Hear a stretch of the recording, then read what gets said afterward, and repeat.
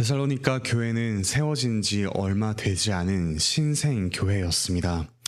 바울은 데살로니가 교회를 개척하고 약 3주 정도 복음을 가르쳤지만 핍박으로 인해서 데살로니가를 떠나와야 했습니다.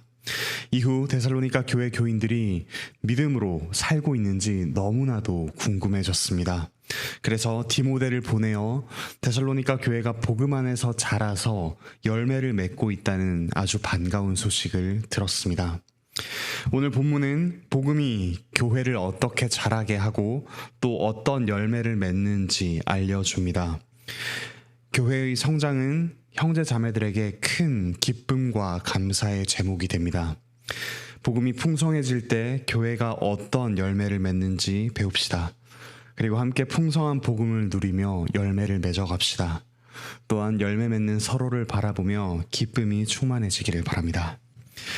첫째, 복음이 풍성해질 때 교회는 믿음과 사랑과 소망의 열매를 맺습니다. 데살로니가 교회는 3절에서처럼 믿음의 역사와 사랑의 수고와 우리 주 예수 그리스도에 대한 소망의 인내라는 열매를 맺었습니다. 믿음과 사랑과 소망은 그저 마음속에서만 일어나는 어떤 감정의 작용이 아닙니다.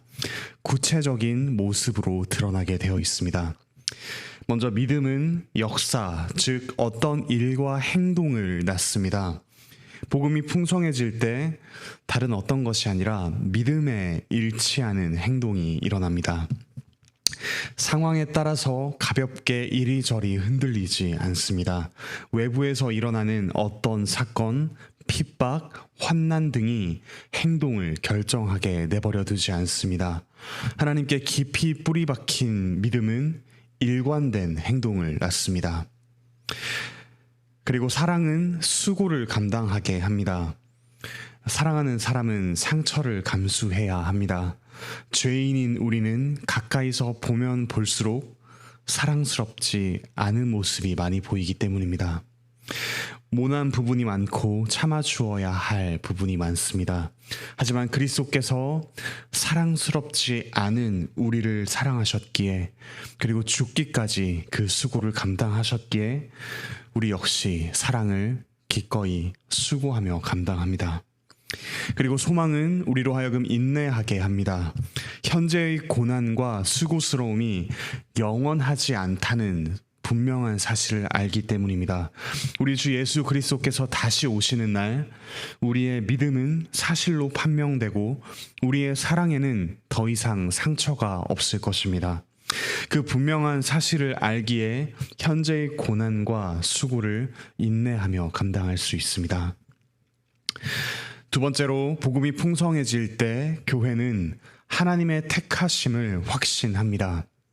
5절에서처럼 복음이 풍성해질 때 능력과 성령과 큰 확신이 함께 역사합니다. 복음은 기본적으로는 말로 전해집니다. 하지만 반드시 인격을 입고서 전해지기도 합니다. 5절 뒷부분 제가 읽어드리겠습니다. 우리가 너희 가운데서 너희를 위하여 어떤 사람이 된 것은 너희가 아는 바와 같으니라. 바울과 동역자들은 데살로니가에서 3주간 머물며 복음을 전했습니다. 그때 그들이 전한 복음과 또 그들이 행한 섬김은 데살로니가 교인들에게 능력과 성령과 큰 확신으로 다가왔습니다. 데살로니가 성도들은 그로 인해 복음을 확신하며 어려운 환경 속에서도 복음에 합당한 인격을 갖춰갔습니다. 이렇듯 복음이 흥왕하는 교회는 하나님께서 택하셨음을 확신하게 됩니다. 복음이 힘있게 다가옵니다. 바울이 전한 복음의 내용은 사도행전 17장 3절에 이렇게 나옵니다. 그리스도가 해를 받고 죽은 자 가운데서 다시 살아나야 할 것, 그리고 이 예수가 곧 그리스도시다 라는 내용입니다. 이 복음을 받으면 어떻습니까? 세상에 이런 신이 계시다니, 이런 좋은 소식이 나에게 전해지다니 라며 복음에 감격하게 됩니다. 복음을 믿게 된 모든 이런 과정을 돌아보니 하나님께서 택하셨다고밖에 고백할 수가 없습니다. 여러분에게는 이런 복음의 감격이 있습니까? 나의 선택이 아니라 하나님의 선택으로 믿게 되었음을 고백하십니까? 복음이 우리 안에 능력과 성령과 큰 확신을 일으키도록 함께 기도하며 또 서로를 도웁시다. 셋째, 복음이 풍성해질 때 교회는 선한 영향력을 발휘합니다. 6절에서 알 수 있듯이 데살로니가 교회는 많은 환난을 받았지만 성령께서 주시는 기쁨으로 말씀을 받았습니다. 그리고 주님과 그리고 바울 일행을 본받는 자들이 되었습니다. 자기들끼리만 복음의 감격을 나누지 않고 7절에서처럼 모든 믿는 자의 본이 되었습니다. 8절에서처럼 그 소문은 그리스 북부 지역인 마게도냐와 또 그리스 남부 지역인 아가야 전역, 그 그리스 전역에 퍼졌습니다. 그리고 그리스를 넘어 각처로 그 믿음의 소문이 퍼져나갔습니다. 믿음의 역사, 사랑의 수고, 소망의 인내가 사람들을 감명시키고 믿음의 본이 되었습니다. 그 구체적인 모습은 9절, 10절에 나옵니다. 바울 일행의 복음 전파와 섬김, 그리고 우상을 버리고 하나님을 섬기는 신앙생활, 예수님의 재림을 기다리는 일상, 이와 같은 데살로니가 교인들의 변화와 성장은 여러 믿는 자들의 본이 되었습니다. 사랑하는 형제자매 여러분, 우리 관악교회 역시 이런 교회가 되기를 바랍니다. 다만 이러한 열매는 복음이 풍성해질 때 맺힙니다. 복음의 핵심이 무엇입니까? 그리스도께서 죄인인 사랑받지 못할 만한 우리를 위해 십자가에서 죽으시고 다시 살아나셨다는 사실입니다. 그리스도 그분이 복음입니다. 그러므로 믿음과 사랑과 소망이 우리 안에서 희미해질 때 우리 함께 그리스도를 바라봅시다. 우리 삶을 덮치는 문제가 너무나도 커 보일 때 천지를 창조하신 하나님을 보고 믿읍시다. 마음에 미움과 불만이 가득하고 사랑할 의지와 힘조차 없을 때 원수였던 우리를 위해 자기를 내어주신 그 그리스도의 수고를 보며 사랑합시다. 미래에 대한 두려움이 우리를 사로잡을 때 다시 오셔서 새하늘과 새 땅을 이루실 그리스도를 내다보며 소망하고 오늘을 인내하며 살아갑시다.